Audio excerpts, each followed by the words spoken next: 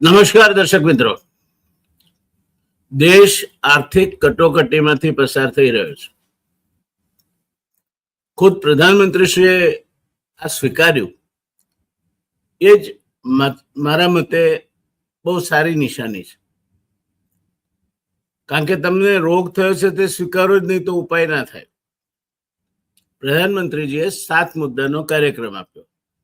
એના એક એક મુદ્દાને લઈને આપણે ચર્ચા કરતા આવ્યા છીએ કે એમાં તથ્ય કેટલું છે, શું થશે, શું નહીં થાય. પ્રધાનમંત્રીજીએ એવું કહ્યું કે સોનું ના ખરીદો 1 વર્ષ માટે. કેમ? સોનું ખરીદો એટલે વિદેશી મૂંડિયામણથી, કારણ કે સોનું આ દેશમાં આયાત થાય છે. તમે દેશને વિદેશી મૂંડિયામણની તકલીફમાં મૂકશો. પણ આ દેશમાં તો સોના કરતા વધારે ખાદ્ય તેલ આયાત થાય છે. પણ એ ખાદ્ય તેલમાં તો મોટા મોટા માણસો પડેલા છે. તો ખાદ્ય તેલ ઓછું ખાવાનું કોને? તેલ ખાવાનું ઓછું કરો. ફરજિયાત કરી નાખો કે દેશમાં 3 કિલો માથાદીઠથી વધારે કોઈને તેલ નહીં મળે. અને ખાનગી આ જે લોકો મંડાણા છે, મોટી મોટી મિલો નાખીને લોકોના પૈસા વધુ તેલ ખાવા પ્રેરાય અને એને કારણે હાર્ટ એટેક આવે, એ માટે એને બંધ કરાવી દો. સરળ વાત છે. આ દેશનો ખેડૂત તમને વર્ષે 3 કિલો માથાદીઠ તેલ તો આપશે. તો અત્યારે 1,60,000 1.6 લાખ કરોડ જેટલું વિદેશી ઊંડિયામણ આપણે તેલ આયાત કરવા માટે વાપરીએ છીએ. અને પછી એ તેલ આયાત થાય પછી એને કઈ રિફાઇન કરતા હશે, ક્યાંક મિક્સિંગમાં વપરાતું હશે. આપણો આ ધંધો નથી, ખબર નથી, એટલે ખોટા બખાડા કરીએ એનો અર્થ નથી. પણ એ તેલવાળા બધા મોટા મોટા માણસો, કંઈ જ નહોતું. રેશનિંગની દુકાનમાંથી તેલનો ધંધો શરૂ કરો એટલે 10,000 કરોડના ટર્નઓવરની ફેક્ટરી થઈ જાય.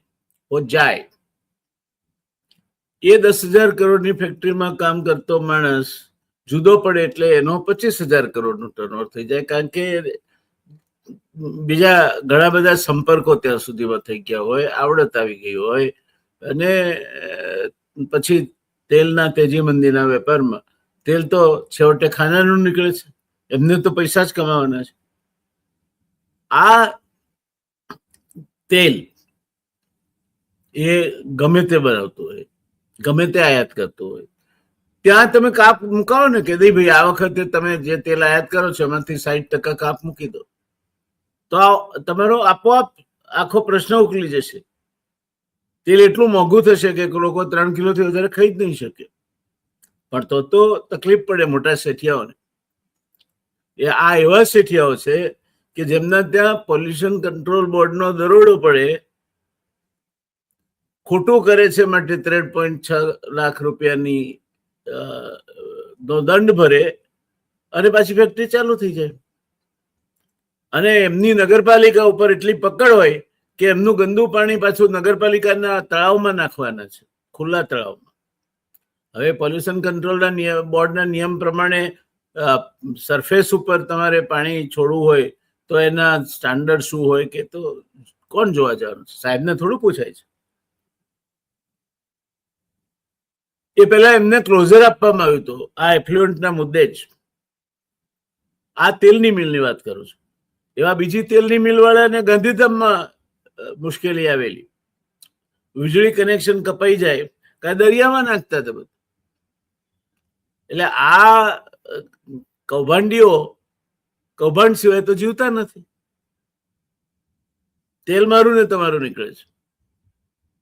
બાકી હું પ્રધાનમંત્રીની એ વાત સાથે 100% સંમત છું કે તેલ ઓછું ખાવું જોઈએ. ઇન્ડિયન કાઉન્સિલ ઓફ મેડિકલ રિસર્ચે તો એવું કહ્યું છે કે આપણે 23 કિલો માથાદીઠ દર વર્ષે તેલ ખાઈએ છીએ, એના બદલે 12 કિલો ખાવું જોઈએ. હું તો એવું કહું છું કે 12 કિલો શું કરો? આપણે 1990માં 3 કિલોમાં ચલાવતા હતા, 3-3.5 કિલોમાં. હવે શું તકલીફ છે આપણને? 15 કિલોનો તેલનો ડબ્બો આખું વર્ષ ચાલતો હતો 4 માણસના કુટુંબને. એ દિશામાં પાછા જવું જોઈએ. પ્રધાનમંત્રીશ્રી એ કરી શકે તો પહેલું કામ એમણે આ જે મોટા મગરમચ્છો છે જે આયાત કરીને તેલ અહીંની બજારને પૂરું પાડવા માટે લોકોને વધારે તેલ ખાતા કર્યા છે જેમણે, અને એ વધારે તેલ ખાય છે એટલે વધારે હાર્ટ એટેક આવતા થયા છે. એક નંબરનું આ દેશમાં મૃત્યુનું કારણ હાર્ટ એટેક અને સ્ટ્રોક છે. એ આ પેલા આપણને પામોલિન વગેરે વગેરે આયાત કરીને ખવડાવે છે એમનો ભાગ ખરો ને. પણ સમૃદ્ધ કો નહીં દોષ ગુસાઈ, એમને થોડું કહેવાય છે કઈ. આવું જ સોનાનું છે. સોના વિશે સાહેબે બે વાત કહી. સાહેબે કહ્યું કે સોનું ના ખરીદશો. સારી વાત છે. સાહેબ કે એટલે નહીં જ ખરીદવું જોઈએ. સોનું આપણા બાપ દાદા કહેતા હતા કે સુખે સાંભળે સોનું અને દુઃખે સાંભળે રામ. એનો અર્થ એ થાય કે તમારી પાસે જયારે પૈસાની છત હોય ત્યારે સોનું ખરીદો, ચાંદી ખરીદો, અને તકલીફમાં આવો તો વેચી મારો. તમારું ધન તમારી પાસે જ. બેંકોમાંથી અબજો રૂપિયાના કૌભાંડો કરીને વિજય માલ્યાથી માંડીને લલિત મોદી સુધી બધા પરદેશ ભાગી ગયા. અહીં તો તમારી પાસે જ છે તમારું ધન, કોણ લઈ જવાનું છે? એટલે આપણા બાપ દાદાએ કહેવત પાડી હતી કે સુખે સાંભળે સોનું, સુખે સાંભળે સોની અને દુઃખે સાંભળે રામ. ભારતમાં સોનાનું મહત્વ આપતી આ સ્લાઇડ તમારી સામે છે. એ મારા સ્ક્રીન પર તમે હવે બરાબર જોઈ શકતા હશો કારણ કે ફૂલ સ્ક્રીન કરી છે. ભારતમાં સોનાનું મહત્વ શું છે દોસ્તો? ભારત વિશ્વનો બીજો સૌથી મોટો સોનાનો વપરાશકાર દેશ. વપરાશકાર છે, ઉત્પાદક નહીં. ભારત વિશ્વનો સૌથી મોટો સોનાનો વપરાશકાર દેશ છે. વિવાહ હોય, તહેવાર આવે, દિવાળી હોય, પુષ્ય નક્ષત્ર આવે, ગુરુ પુષ્ય હોય, ધનતેરસ હોય, રોકાણ અને સાંસ્કૃતિક પરંપરાઓમાં સોનું અનન્ય મહત્વ ધરાવે છે. વાર્ષિક આયાત સેંકડો ટન છે સોનાની. આ વાર્ષિક આયાત સેંકડો ટન છે એટલે અબજો રૂપિયાનું સોનું આપણે આયાત કરીએ છીએ અને વિદેશી ઊંડિયામણમાં પૈસા આપવા પડે. અને એટલે સાહેબે કહ્યું છે કે સોનું ખરીદશો નહીં. સારી વાત છે, પણ આ બધું બંધ થઈ જાય પછી સોનાના ઉપર નપતા પેલા સોની કામ કરતા, જડતર કરતા કારીગરો ક્યાં જશે રોજગાર લેવા? અમે અત્યારે હીરામાં તો દાટ વળી ગયો છે. સુરતમાં ડાયમંડ બુર્સ થયું છે, પણ એ બુર્સનું કઈ ઉદ્ધાર થાય એવું દેખાતું નથી. હર્ષભાઈ બહુ પ્રયત્ન કરે છે. હર્ષભાઈને જેટલા ધન્યવાદ આપીએ એટલા ઓછા છે. ડાયમંડ બુર્સમાં વેપારીઓને મારી ધોકાઈને કઈ રીતે લઈ જવા પ્રયત્નશીલ છે, પણ મૂળ કુવામાં હશે તો હવાડામાં આવશે ને ભાઈ. ત્યાં કોઈ વેપારી જઈને નુકસાન કરવા માટે તો નહીં જાય ડાયમંડ બુર્સમાં. બાકી રહેતું હતું તો પછી એમને બીજા બધા પેલો એમના જેવા જ પેલું કે છે ને, ત્રીજાને મળ્યા તઈ, પેલાને મળ્યો બીજો, બીજાને મળ્યો ત્રીજો, ત્રીજાને મળ્યા તઈ, ચારે ભેગા થઈને તતુડી બજાઈ. એમ આ ડાયમંડ બુર્સની તતુડી વાગે છે. પણ એ તો થશે ત્યારે થશે. વેપારીઓ સુખી છે, એના જે મોટા મોટા શેઠિયાઓ છે હાથે પગે આવ્યા હતા સૌરાષ્ટ્રમાંથી, અત્યારે અબજોપતિ છે. ઘણાને 8 કિલોમીટરનો કાયદો ફળી ગયો. કદાચ એવું કહેવાય છે કે એમને 2 મહિના પહેલા ખબર પડી ગઈ હતી, એવું કહેવાય છે. હવે કાયદો આવ્યો એ પહેલા એમણે ચિઠ્ઠીઓ કરાવી હતી કે નહીં કરાવી હતી કે બધું આપણો વિષય નથી, પણ ભલે કમાણા જ બિચારા. બીજી વાત, તો આ ડાયમંડ બુર્સના જેવું જ સુરતમાં જેમ એન્ડ જ્વેલરી પાર્ક છે. અને એવું કહી શકાય આપણે કે સુરતનો જેમ એન્ડ જ્વેલરી પાર્ક એ દેશનો સૌથી સારામાં સારો અને સૌથી સારી રીતે ચાલતો જેમ એન્ડ જ્વેલરી પાર્ક છે. હવે આભૂષણો બનાવવામાં સોનું વપરાય, જડતરનું કામ કરવું હોય તો વપરાય, એમને આભૂષણોમાં પણ વપરાય. તો ત્યાં જે હજારો કારીગરો કામ કરતા છે એનું શું થશે?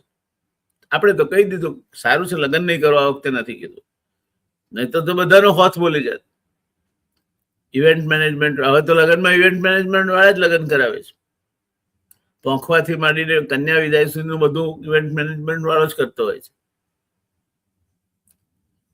પછી મહારાજો 3,000, 4,000, 5,000, 7,000ની ડીશ હોય. એ બધાનું શું થાય? સોનું બંધ કરો તો એક વર્ષ લગ્ન પણ બંધ કરી દો ને. લગ્નમાં સોનું વપરાય છે એટલા માટે. અને જે વર્ગ આ લગ્નમાં લખલૂટ ખર્ચા કરે છે એ નાનો વર્ગ નથી. 200 તોલા 300 તોલા સોનાના દાગીના આપવા વાળો છે. એને કઈ નહીં કરો તમે. તો દોસ્તો, ભારત વિશ્વનો બીજો સૌથી મોટો સોનાનો વપરાશકાર દેશ છે. ગૌરવ હોવું જોઈએ આપણે. વિવાહ, તહેવારો, દિવાળી, ધનતેરસ, રોકાણ અને સાંસ્કૃતિક પરંપરાઓમાં સોનું અત્યંત મહત્વ ધરાવે છે. એની વાર્ષિક આયાત સેંકડો ટન છે, જે વિદેશી મુદ્રા ભંડાર અને વેપાર ખાત પર ભારે અસર કરે છે. આજે સોનાના ભાવ છે આસમાને પહોંચ્યા છે, પણ હજુ તો એ 1.5 લાખ 2 લાખથી 10 લાખે પહોંચે એવું કેટલાક વર્તારો કરનારા કે છે. આ મારો વિષય નથી એટલે હું એ વર્તારામાં નહીં પડું. પણ આપણે આગળ વધીએ તો આપણી જે સોનાની આયાત છે તે કેટલી છે તમારા સામે પડદા પર તમને દેખાશે. 2022માં 879 ટન હતી. 2023માં ઘટીને 678 ટન. 2024માં પાછી વધીને 795 ટન. 2025માં 757 ટન અને 2026માં 721 ટન. એટલે 2022ના વર્ષને એક અપવાદ રૂપે આપણે બાદ કરીએ તો લગભગ 730 થી 750 ટનની સરેરાશ બેસે વર્ષે આપણે આયાત કરીએ છીએ. હવે એ આયાત ઘટતી ચાલી છે એમ કહેવાય. 879ની 678 થઈ, એની 795 થઈ, 879 ઘટી, પછી 757, 721 એમ ઘટતી ચાલી છે. પણ એનું મૂલ્ય વધતું ચાલ્યું છે, કારણ કે સોનાની કિંમત વધે. મને હજુ યાદ છે, મને જયારે યજ્ઞોપવિત આપવામાં આવ્યું 1950ના મધ્યના સમયની વાત છે, ત્યારે 100 રૂપિયે તોલો સોનું હતું. મારા માટે 8 આની એટલે અડધા તોલાની વીંટી કરાવેલી એ 50 રૂપિયામાં પડેલી ઘડતર સાથે. અત્યારે એ જ વીંટી કરાવી હોય તો લાખ રૂપિયાની આજુબાજુ પડે. એટલે ભાવ વધતા ચાલે. 2022માં આપણે 46.17 અબજ અમેરિકન ડોલરનું સોનું આયાત કર્યું. 2023માં 35.02 અબજ ડોલર. 2024માં 45.54 અબજ ડોલર. 2026માં 58 અબજ ડોલર અને 2025માં 58 અબજ ડોલર અને 2026માં લગભગ 72 અબજ ડોલર. એટલે 46 થી વધતું 72 અબજ ડોલરે ગયું. આપણે 72 અબજ ડોલરનું સોનું આયાત કર્યું. હું એમ માનું છું કે એ આયાત કર્યું વિદેશી ઊંડિયામણની દ્રષ્ટિએ આપણને ના પોસાય એવું કદાચ હોઈ શકે, પણ તો ખાદ્ય તેલ માટે કેમ નથી આવી પ્રતિબંધ આવતા, બીજી બધી બાબતો માટે કેમ પ્રતિબંધ નથી આવતા? ત્યારે સોનાની આયાત આપણા ત્યાં ઘટતી ચાલી છે, પણ કિંમત વધતી ચાલી છે. અને હજુ પણ સોનાની કિંમત વધશે એવું જાણકારોનું કહેવું છે. એટલે વર્ષે દિવસે આપણે લગભગ 72 અબજ ડોલરનું સોનું 2025માં આપણે આયાત કર્યું હતું. કદાચ 2027નો આંકડો 80 અબજ ઉપરનો હોય તો નવાઈ પામવા જેવું નહીં હોય. સોનાના ભાવ પણ વધ્યા છે. પણ આ સોનું એ હું આ આંકડો માનવા તૈયાર છું એટલા માટે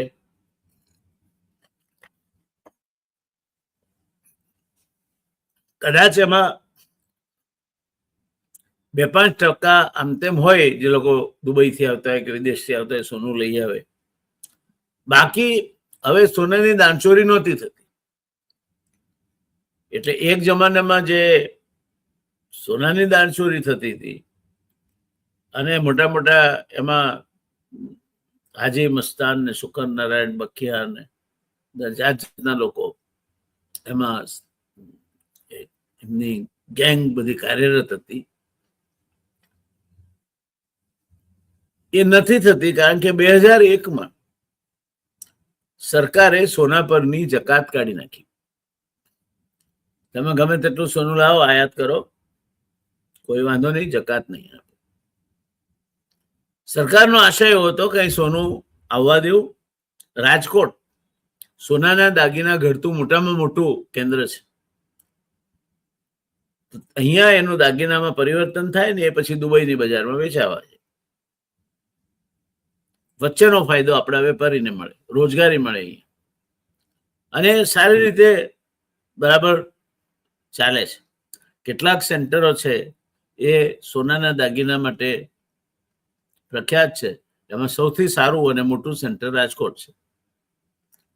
તો આપણે સોનું લાવીએ, દાગીના બનાવીએ. લગભગ સીધી રોજગારીની વાત કરીએ તો 10 થી 12 લાખ લોકોને એમાં રોજગારી મળે. પછી ઝવેરીના ત્યાં કાઉન્ટર ગર્લ ને એ બધા ગણીએ, એમની સાથેની એજન્સીઓ ગણીએ તો આડકતરી રીતે બીજી 25-30 લાખ ઉમેરાય. એટલે સોનું એ આપણા દેશમાં 40 લાખ રોજગારી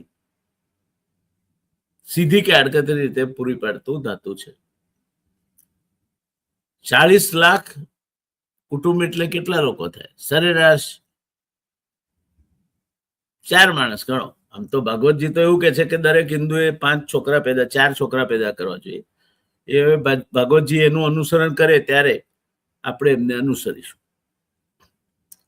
પણ સરેરાશ કુટુંબ 4 માણસનું ગણીએ આપણે તો 40 લાખ એટલે 40 ચોક 160 લાખ. 1.6 કરોડ લોકોનું ગુજરાન આનાથી ચાલે.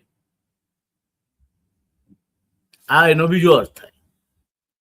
એટલે આ બાબુઓ જયારે સોનાને સાહેબ પાય મૂકે ને ત્યારે બાબુઓ એમ જ કે સર દેખો इतना सारा विदेशी इंडिया में चला जाता है हमारा, रोकना चाहिए सर, ऐसा नहीं चलता ना, ऐसा नहीं चलता. तुम्हारा गुजराती लोग बहुत सोना इम्पोर्ट करता है, बहुत सोना इम्पोर्ट करता है. इम्पोर्ट नहीं करना चाहिए. गोल्ड हमारे देश में हम स्वदेशी फॉलो करते हैं. પણ દેશમાં ક્યાં હોનું નીકળે છે તું સ્વદેશી ફોલો કરવાનો? પણ આખી નર નારી નાન્યતર બધી જાતિ ભેગી કરીને પેલા મંત્રીને સમજાવે કે સાહેબ હું આ બાબતમાં પહેલા કહેતી હતી, આ અધિકારી કહી રહ્યો છે, કહી રહ્યો છે, હું પહેલા કહેતી હતી અને મુખ્યમંત્રી પણ કહેતું હતું, એ નારી થઈને એ મુખ્યમંત્રી કહેતું હતું કે સાહેબ સોનાનું દાગીનું ઘડાય એમાં સાહેબ મોટા પાયે આપણો વિદેશી હુંડિયામણ બહાર જાય, એટલે એને રોકવો જોઈએ. પણ આ પેલા 1.60 લાખ નું ઘર ચાલે જ ભાઈ. તને તો પેન્શન સુધીની ગેરંટી મળી ગયેલી છે. એ સાહેબને ના કહે, અને સાહેબને એવા તોરમાં હોય કે સાંભળવાની ચિંતા ના હોય. ત્યારે આ સોનાની આયાત ઘટી ટનમાં અને કિંમતમાં આયાત વધી. આજે આપણે લગભગ વર્ષે દાડે 81 કરોડ રૂપિયા જેટલું સોનું, 81 અબજ ડોલર જેટલું સોનું આયાત કરી નાખીએ છીએ. આગળ વધીએ. સોના ઉપરની આયાત જકાતમાં છેલ્લા કેટલાક વર્ષો દરમિયાન થયેલા ફેરફારો અંગેની વાત કરીએ તો ભારતની સોનાની આયાત જકાતમાં આર્થિક પરિસ્થિતિઓને આધારે અનેકવાર ફેરફાર કરવામાં આવ્યા છે.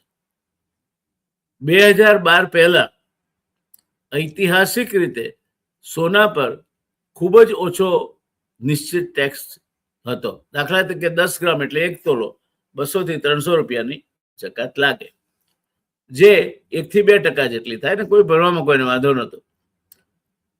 જેમ જેમ સોનાની આયાતમાં ઉછાળો આવ્યો એમાં બાબુઓને લાગ્યું કે આ તો સોનાના ઈંડા આપતી મરઘી છે, એટલે જકાતમાં વધારો કરતા ગયા અને ભારતની ચાલુ ખાતાની ખાત કરંટ એકાઉન્ટ ડેફિસિટ વધી, તેમ આક્રમક રીતે જકાતમાં વધારો કરવાનું નક્કી કર્યું. સોનું ઘટાડવું પડશે, નહીં તો આપણી કરંટ એકાઉન્ટ ડેફિસિટ એટલે આપણે જેટલું વિદેશી હુંડિયામણ આપણી નિકાસ ને વગેરે વગેરેથી લાવીએ આ દેશમાં, અને જેટલું વિદેશી હુંડિયામણ આપણે ખાદ્ય તેલથી માંડી, સોનાથી માંડી, ચીનને લગભગ 120 અબજ જેટલી વેપાર ખાત છે આપણી ચીન સાથે, એ બહાર મોકલીએ, એ બે વચ્ચેનો ગાળો વધતો જાય.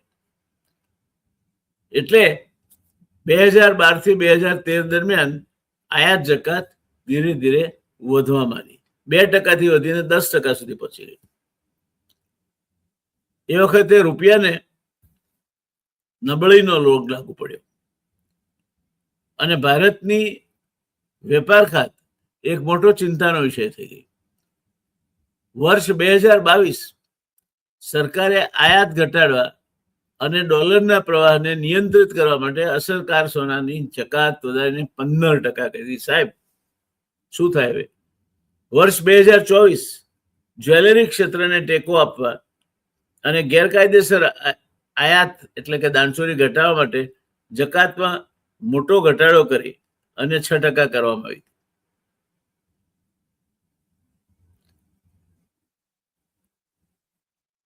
વર્ષ 2026 હવે 2026 સરકારે ફરી એકવાર જકાત વધારીને 15% કરી દીધી છે. થશે શું? આનાથી દુબઈમાં સોનું જે ભાવે મળે છે અને ભારતમાં જે ભાવે વેચાય છે એવા 15%ની આયાત જકાત કાઢી નાખો તમે, એટલે સીધો 15%નો તો ફાયદો થઈ ગયો. એટલે સોનાની દાણચોરી વધશે.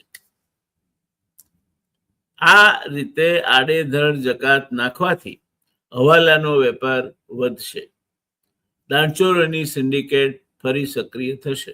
આ બધું જે નાબૂદ થયું હતું છેલ્લા કેટલાક વર્ષો દરમિયાન એ પાછું ફરીથી જીવતું થશે. એટલે આ ઉપાય તમે કરો છો તો ખાટલામાં માંકડ પડ્યા હોય તો એને તડકે મુકાય, વધારેમાં વધારે એમાં બેગોન છંટાય. પણ ખાટલા ઉપર પેટ્રોલ નાખીને હળગાવી દઈએ ખાટલાને, માંકડ તો મરી જાય, પણ ખાટલાનું શું? આ એવો ઉપાય છે. 15% જકાત આવવાને કારણે સોનાની દાણચોરી પુનર્જીવિત થાય એવા ઉજળા સંયોગો ફરીવાર પ્રસ્થાપિત થયા છે. અને એટલે સોનું તો દેશમાં વપરાય છે એટલું જ વપરાશે, પણ હવાલાથી આવશે, દાણચોરીથી આવશે. ગુજરાત દેશનો 3જા ભાગનો દરિયાકાંઠો ધરાવે છે અને હું નામ નહીં દઉં, એક બહુ મોટા ઓપરેટરની વાડી ત્યાં દક્ષિણ ગુજરાતમાં દમણ પાસે, એની સ્પીડબોટ એ રીતે દરિયાની ચેનલ કરે સીધી એના ઘર સુધી આવે, ધમ ધમ ધમ ધમ કરતી.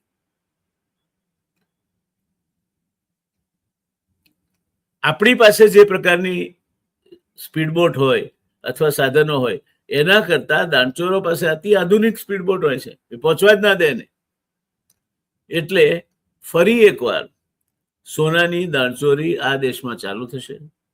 હવાલાનો વેપાર, કાળા નાણાંનો કારોબાર, આ બધું જ ફરી ચાલુ થશે. એ વાત આપણે આ દાખલા પરથી સમજી શકીશું.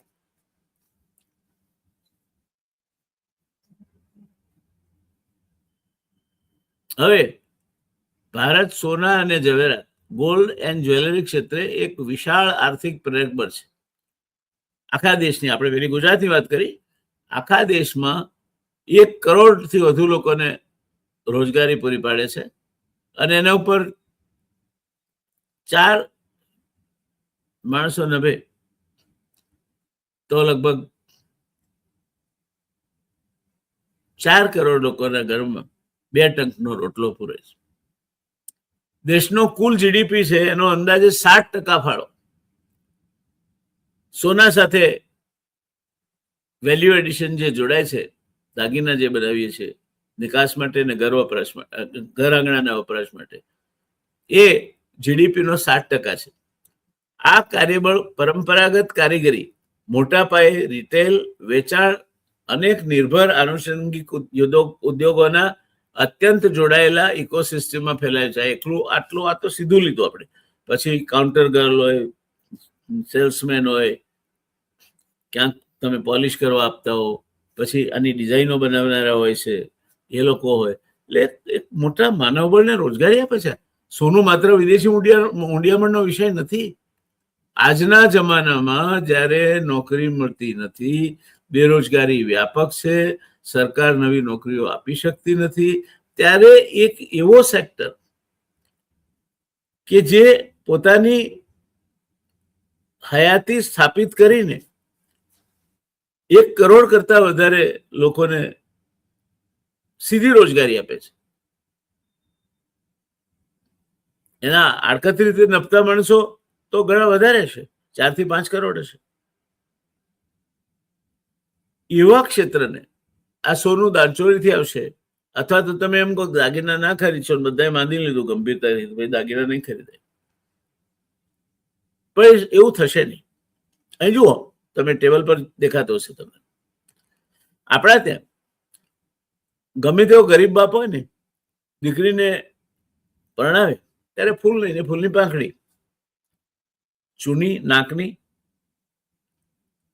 2 કાપ, 1 મંગળસૂત્ર અને પેલા સૌભાગ્યવતીના ચૂડા હોય છે હાથી દાંતના, એના ઉપર જે છીપો ચડાય તે. આટલું 2-2.5 તોલા સોનું તો આપે છે. અને એ સોનું 2.5 તોલા તો જેને કંઈ પોસાતું નથી મા બાપ આપે છે. કેટલાક સમાજો સમૂહ લગ્ન કરે છે ત્યારે નાખી દેતા 4.5-5 તોલા સોનું આપે છે દીકરીઓને. તો એની સાથે જોડાયેલા રોજગારનું શું? સોનું તમે માત્ર વિદેશી મુદ્રામાં જ કેમ જુઓ છો? એના સાથે જોડાયેલ રોજગારનું શું? ત્રીજું, અમદાવાદમાં તમે બહાર નીકળીને રસ્તા ઉપર ફરવા નીકળજો. અત્યારે નહીં, હા, અત્યારે 46 ડિગ્રી છે બહાર, પણ સવારમાં 9, 9:30, 10 વાગે અને એક જગ્યાએ ઉભા રહી જજો તમે જ્યાંથી રિક્ષાઓ પસાર થતી હોય. દર 5-6 રિક્ષા એક રિક્ષા પર સોનાના દાગીના ગીરવે લઈને અથવા સોનાના દાગીના છોડાવીને એના ઉપર લોન આપે છે. એની જાહેર ખબર હોય છે. આ કેવડી મોટી આર્થિક પ્રવૃત્તિ છે. બેંકોની જે કુલ લોન છે એના 7% સોના સામે આપેલી છે. અને બેંકોને એની ચિંતા નથી, કારણ કે જે સોનું એમની પાસે પડ્યું છે એ એમણે જ્યારે લોન આપી ત્યારે એમણે જે ભાવ ગણ્યો છે એના કરતા અત્યારે 8 ગણો 9 ગણો ભાવ થઈ ગયો. એટલે સિક્યોરિટી બહુ મોટી થઈ ગઈ એમની પાસે. એટલે આ ગોલ્ડ લોન એ પણ આપણા સરકારી બેંકો, સૌથી મોટામાં મોટી ગોલ્ડ લોન આપતી કંપની મુથુટ ફાઇનાન્સ છે, એવું અમિતાભ બચ્ચન કહે છે. અને આશે, કારણ કે અમિતાભ બચ્ચનને જે શોરૂમનું ઉદ્ઘાટન કરવા બોલાવી શકે, પોતાની જાહેરાત કરવા માટે લાવી શકે, એ અમિતાભ સસ્તામાં પણ પતે એવી આઈટમ નથી. એટલે આ સોનાની અસર શું છે તમને સમજાવું. સોનું માત્ર સંકુચિત દ્રષ્ટિથી, માત્ર તમે સોનાને લાવીને દેશનું ઊંડિયામણ વાપરી રાખો છો એ રીતે ન જોવાય. સોનું બહુ મોટા પાયે રોજગારી આપે છે. સોનું બહુ મોટા પાયે સલામતી આપે છે. સોનું બહુ મોટા પાયે તમને લોન લેવા માટેની સવલત કરી આપે છે મુશ્કેલીમાં હોય ત્યારે. સોનું ને ચાંદી બંને. આ કેમ નહીં સમજાતું અધિકારીઓને? ત્યારે સોના સાથે જોડાયેલ રોજગારી આટલી છે. દેશના કુલ જીડીપીમાં 7% એનો ફાળો છે. ખેતીનો 16% છે. એટલે ખેતી કરતા અડધો જીડીપી સોનું અને એના ઉત્પાદનોમાંથી આવે છે. અને રોજગારી પણ વ્યાપક મળે છે. એને તમે કાળા બજારના ધંધામાં, 2 નંબરીના ધંધામાં લઈ જવા માંગો છો, અને પછી કોક લાવી અને સોનું કરશે તેના ઉપર તમે દરોડા પાડશો. આવું શું કરવા કરો છો? એટલે આ જે નીતિ છે તે તર્કસંગત નથી. સોનું કયા કયા મુખ્ય રોજગાર આપે છે? કારીગરો અને કસબીઓ. લાખો કુશળ સોનીઓ અને કારીગરો સંગઠિત અને અસંગઠિત ઉત્પાદન કેન્દ્રોમાં કામ કરે છે. તેઓ જટિલ ડિઝાઇન, ફિલિગ્રી એટલે ઝીણું નકશીકામ અને જડતર એટલે રત્નો જડવાની કળામાં નિપુણતા ધરાવે છે. આ એક રોજગારનો વિભાગ થયો. રિટેલ અને શોરૂમ કામગીરી. દેશભરના જ્વેલરી શોરૂમ અને રિટેલ આઉટલેટ્સમાં 1 કરોડથી વધુ વ્યક્તિઓ પ્રત્યક્ષ રીતે કાર્ય કરશે, જેમાં પારિવારિક માલિકીની દુકાનોથી લઈને મોટી કોર્પોરેટ રિટેલ ચેઇન્સનો સમાવેશ થાય છે. હવે પેલા 1 કરોડમાં આપણે નહોતા ગણ્યા આ લોકોને. તો 1 કરોડ સોનાના દાગીના ઘડવા વાળા, સોનાનું પ્રોસેસિંગ વાળા, 1 કરોડ કરતા વધારે. 1 કરોડ આ લોકો. 5 દુના 10 કરોડ લોકોનું તો કલ્યાણ કરે છે. ભૌગોલિક ઉત્પાદન કેન્દ્રો કયા છે? રોજગારીના જેમ એન્ડ જ્વેલરી પાર્ક સુરતમાં છે. રાજકોટ એના ઘરેણાની, સોનાના ઘરેણાની ક્ષેત્રે એની કારીગરી માટે પ્રખ્યાત છે. જયપુર જેમોલોજી અને જડતરના ઘરેણા માટે પ્રખ્યાત છે. અને ત્રિશુર જેવા મુખ્ય પ્રાદેશિક વેપારીના ઉત્પાદન કેન્દ્રોમાં કેન્દ્રિત છે. સોનાનું ખાણકામ અને રિફાઇનિંગ.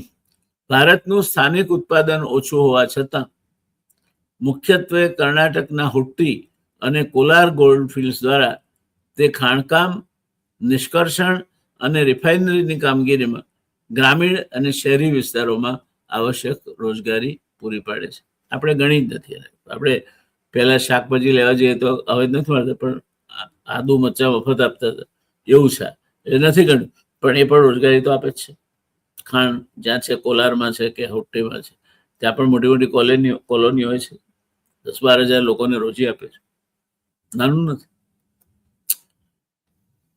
પરોક્ષ અને આનુષંગિક રોજગાર.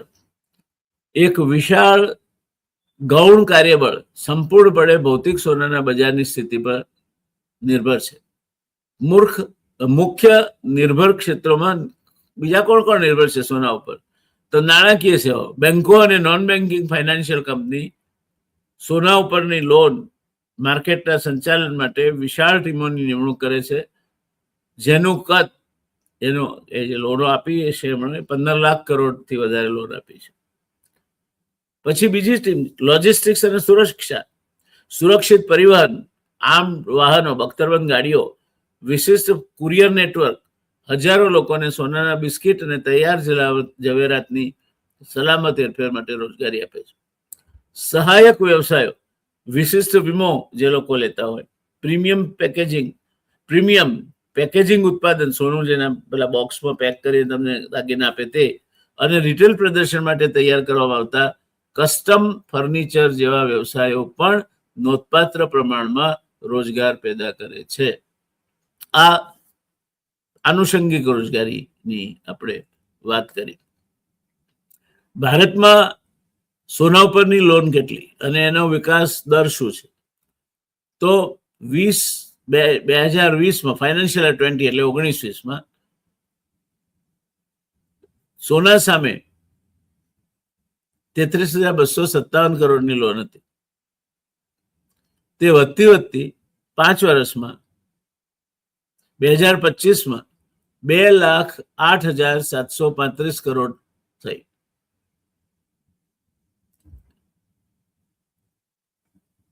એટલે જે વિકાસ થયો છે એ તમે જોઈ શકો છો તમારા પડદા પર. 33,257 કરોડ 2000 એટલે 2019-2020ના નાણાકીય વર્ષમાં, ત્યાંથી વધતી પછી 21માં 75,675 કરોડ થઈ, 22માં 74,738 કરોડ થઈ, 23માં 89,370 કરોડ થઈ, 24માં 1,02,562 કરોડ થઈ અને 25માં 2,08,735 કરોડ થઈ. 42% આગલા વર્ષ કરતા વૃદ્ધિ દર છે. તો આ જે છે સોનાના ઉપર જે લોન આપે છે એ શેમાં વપરાય છે પૈસા? પાછા અર્થવ્યવસ્થામાં જ જાય છે ને. કાં તો કોઈને પ્રસંગ જાળવવામાં વપરાય છે તો પણ અર્થવ્યવસ્થામાં જાય છે. ધારો કે દીકરીના લગ્ન માટે સોના ઉપર લોન લીધી હોય તમે, તો કેટરરને પૈસા જાય, બેન્ડ વાળાને જાય, બ્યુટી પાર્લર વાળાને જાય, ફોટોગ્રાફરને જાય, વિડીયોગ્રાફરને જાય, વળી અનેક રોજગારી એમાંથી પાછી ઊભી થાય. એટલે ભારતમાં ગોલ્ડ લોનના કારણે પણ સતત વધતી જાય છે. એક અને આ રિઝર્વ બેંક ઓફ ઇન્ડિયાના સ્ત્રોતમાંથી લીધું છે. એક મોટી તક ઊભી થઈ છે. હવે જો ગોલ્ડ લોન માર્કેટમાં કેટલી વૃદ્ધિ થઈ, સોના ઉપરની લોનનું બજાર કેટલું વધ્યું, એ તમારા સામે હવે ગ્રાફ રૂપે મૂક્યું છે. પ્રાઇસ વોટરહાઉસ એન્ડ કૂપર્સ એક અત્યંત રેપ્યુટેડ કન્સલ્ટન્સી કંપની છે, એના અભ્યાસમાંથી લીધું છે. તો ગ્રાફ આમ ઊંચો જ જાય છે, આમ આમ આમ નથી થતો, સીધો જાય છે. એટલે 14.19 લાખ કરોડ ની લોન ફાઇનાન્શિયલ યર 2029 પ્રોવિઝનલ, એટલે આ પ્રોજેક્શન છે, 28 અને 29 ની પ્રોવિઝન છે. આ સાચા આંકડા છે, આ પ્રોવિઝન છે, બધા પ્રોજેક્શન છે. તો એ લગભગ 14.85%, એટલે 15% દરે વધે છે. આવડું મોટું ક્ષેત્ર આ નાણાકીય વ્યવસ્થાપન માટેનું છે. ગરીબ માણસને, મધ્યમ વર્ગના માણસને અડી ઓપટી વખતે એને કદાચ બીજે બધે કાગળિયા પૂરા થાય કે ના થાય, સોના સામે તો લોન આપનાર મળી રહેશે. ત્યારે સોનું એ રાખે છે તો તેલ ઓછું કરો, એના સામે કોઈ વાંધો નથી, એના કોઈ મરી નથી જવાનું. તમે એનાથી કદાચ તમારી મોટી મોટી ફેક્ટરીઓ છે, કોઈ ધારાસભ્યની હશે, કોઈ ધારાસભ્યના ભાગીદારની હશે, કોઈ બીજા કોઈની હશે, એને નુકસાન થશે, પણ દેશને તો ફાયદો છે. ભારત સરકાર પાસે સોનાની અનામત કેટલી છે કઈ જોઈએ આપણી પાસે. તો માર્ચ 31, 2025 ના દિવસે ફિઝિકલ ગોલ્ડ હોલ્ડિંગ, વાસ્તવિકતામાં સોનાનો બાર કે બિસ્કિટ અવેલેબલ હોય એવા સરકાર પાસે, એટલે રિઝર્વ બેંક ઓફ ઇન્ડિયા પાસે 879.58 ટન સોનું હતું, જેની કિંમત રૂપીસ કરોડમાં આપી છે તો 6,68,162 કરોડ થાય. એટલે ડોલરમાં લઈએ તો 78.18 બિલિયન થાય. આ સોનું એ શું છે, સોનાની બજાર શું છે, સોનું કેટલાને રોજગારી આપે છે, સોનાના ઉપયોગો શું છે, એની આપણે વાત કરી. મને યાદ આવે છે, એક અમારે ભણવામાં કવિતા આવતી હતી, પૂરી એક અંધેરીને ગંડુ રાજા, ટકે શેર ભાજી ટકે શેર ખાજા, કહાં જઈ ચડ્યા બે ગુરુ એક ચેલો, ગયો ગામમાં માગવા શિષ્ય પેલો, લીધી સુખડી દઈને એણે આટો, ગુરુ પાસે જઈને કહે ખૂબ ખાટ્યો. આ તો આ ગામ સરસ છે, કે રાજ બહુ સરસ છે, આટો આપણને સુખડી આપે સામે, વજન તો વજન. ગુરુ કે આ ગામ છોડી દે, નહીં છોડી, સરવાળે કઈ ચોરી થઈને કોકના કોઈ એને સૂળીએ ચડાવવાનો હોય, તો જેને ચડાવવાનો હતો એ પાતળો હતો, એટલે રાજાએ હુકમ કર્યો જાડો એને શોધીને ચડ, તમારે જ્યાં ત્યાં એક માણસને સૂળીએ ચડાવવાનું છે ને, જાડા નરને જોઈને ચડાવી દો સૂળીએ. ત્યારે પેલો ખાઈને રાતો માતો થયેલ ચેલો પકડાણો કે ચલો ફાંસીએ ચડી જવાનું. આ જાડા નરને જોઈ અને ફાંસીએ ચડાવવા જેવી વાત છે. કોણ સુધારે છે આ બધી નીતિઓ અને કેમ એનો અમલ કરવામાં આવે છે, એના પરિણામો શું આવે છે, એના દુરોગામી વિચારો કર્યા જ હશે સરકારે. આપણે સરકારને કોઈ દિવસ શંકાની નજરે ના જોઈ શકીએ, પણ એ દુરોગામી વિચારો કર્યા પછી આ નિર્ણય આ પ્રકારનો લઈ શકાય. 15% સોના ઉપર ડ્યુટી નાખી શકાય અને કહી શકાય કે તમે સોનું ના ખરીદશો. ફ્રાન્સમાં દોસ્તો રોટી રમખાણો ચાલતા હતા, લોકોને પૂરતું અનાજ નહોતું મળતું, ખાવાનું નહોતું મળતું, તો બહાર બહુ શોરબકોર થતો. રાજાના પ્રધાનને બોલાવીને પૂછ્યું કે કેમ આ લોકો આ તોફાને ચડ્યા છે. એટલે પ્રધાને કહ્યું કે એ લોકો રોટી રમખાણ, એમને ખાવા માટે બ્રેડ નથી એટલે તકલીફમાં છે. રાજા કે મૂર્ખ જેવી વાત કરો છો તમે, એમના પાસે બ્રેડ ના હોય તો કેક અને ડ્રાય ફ્રૂટ કેમ નથી ખાતા? બાકીનું તમારી સમજ માટે છોડી દઉં છું, આગળ કઈ નથી કેવું. 2024-25ની સ્થિતિએ સૌથી વધારેમાં વધારે સોનાના રિઝર્વ જેની પાસે છે એ યુનાઇટેડ સ્ટેટ્સ ઓફ અમેરિકા. એની પાસે 8,133.46 ટન સોનું હતું. આપણે 7મા નંબરે 8,878.18 ટન સોનું. એટલે અમેરિકા કરતા 1/10 ભાગનું સોનું આપણી પાસે છે. તમે સમજી શકો કે કેમ ડોલર સ્ટ્રોંગ છે, કેમ લોકો માને છે. તો બીજા નંબરે જર્મની છે, એની પાસે 3,351.53 ટન સોનું છે. ત્રીજા નંબરે ઇટાલી છે, 2,451.84 ટન છે. ફ્રાન્સ આવે ચોથા નંબરે, 2,437 ટન છે. ચીન આવે 2,279 ટન છે. સ્વિટ્ઝરલેન્ડ આવે 1,039 ટન છે. અને પછી ભારત આવે 876.18 ટન છે. 9મા નંબરે આપણા પછી આવે નેધરલેન્ડ, સાહેબ અત્યારે ત્યાં છે, 612.45 ટન. અને 10મા નંબરે પોલેન્ડ આવે, એની પાસે 448.23 ટન છે. આપણા કરતા અડધું છે. પણ હવે નાના નાના દેશો છે, એ માથાદીઠ કાઢો તો ઘણી વધારે આવે છે. તો દોસ્તો, આ હતી સોનાની કહાની. અને એ સોનું કેમ અગત્યનું છે, એના વિશેની નીતિઓ ભૂતકાળમાં શું રહી, એ વાત મેં તમારી સાથે કરી. ધન્યવાદ દોસ્તો. જો તમને આ મારી નવી સ્ટાઇલ છે, જેમાં વિડીયો સાથે હું સમજણ માટે ગ્રાફ કે ચિત્ર પણ મૂકું છું, જો તમને આ વિડીયો ગમ્યો હોય દોસ્તો, તો લાઈક, શેર અને સબસ્ક્રાઇબ ચોક્કસ કરજો. તમે સબસ્ક્રાઇબ કરો એનાથી તમારે પૈસો ખર્ચવાનો થતો નથી, પણ અમને આપણે એક આનંદની વાત તમારી સાથે શેર કરવાની છે. સંપૂર્ણ જેન્યુઇન રીતે, સંપૂર્ણ પ્રમાણિકતાપૂર્વક, પારદર્શકતાપૂર્વક આપણે તમારી ચેનલ ધી રિયલ ડિબેટ 50,000 સબસ્ક્રાઇબરનો આંકડો પસાર કરી ગઈ છે, 51,000 તરફ આગળ વધી રહી છે.